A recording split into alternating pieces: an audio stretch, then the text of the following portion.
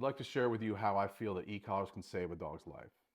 There are many good balanced trainers going head to head with a force-free community who's trying to rob us and take our tools away from us for ridiculous reasons.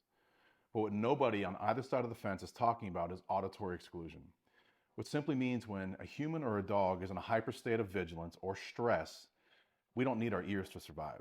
Here's an example. When I was a police officer, I had an individual charge me with a 14-inch hunting knife trying to kill me. Unfortunately, I had to take out my gun, continue to shoot until that threat stopped. I discharged 8 rounds, and it was a 40 caliber Glock pistol a few inches from my ear, and I never heard one round. Reason being is I was in a hyper state of stress and survival where I was very vigilant on trying to overcome that threat. I never heard one round. It's tunnel vision and it's auditory exclusion, and it happens to dogs as well. Here's another example. I don't do well with technology. Like, I'm very poor when it comes to editing videos. I do my best, but it takes every ounce of brain matter that I have. If I'm sitting at my kitchen table trying to edit a video and my wife starts talking to me, I don't hear her. I don't even know she's there. It annoys her, and I get it. It would annoy me too. When I do realize she's there, is that ding, she flicks me in the back of the head. I go, oh, you're talking to me? It's because that's tactile communication. In every form of dog training, tactile communication overrides verbal. So simply when the tools are on the dog and they're in a hyper state of prey, when they're chasing a cat or a rabbit across that busy street, their ears are shut off. It's not that they're not listening to us, it's that they're so hyper fixated on that prey stimulus, they don't need their ears to acquire that prey.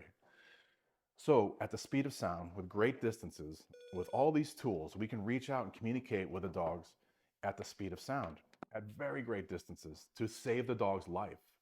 We've all seen it in dogs. There's simply a little pet dog, a little chihuahua, you're walking down a street and they start to sniff the pavement. You can't see anything. I can't see anything what they're smelling. It just looks like pavement. You see their eyes get bugged out, their teeth start chattering. They're in this euphoric state of bliss because they're taking in this odor through their olfactory system that is very stimulating. You're talking to them, you're telling them, let's go. It's like they're numb. It's just bouncing off their head. That's auditory exclusion. And these tools allow us to break through that. Because what happens is in every form of dog training, tactile communication overrides verbal. So what the dog is feeling overrides whatever noises are going on in the environment. So with a well-trained dog who's conditioned to these tools, that clearly understands the tool is beneficial, it's a communication device, we can absolutely break through auditory exclusion and save the dog's life.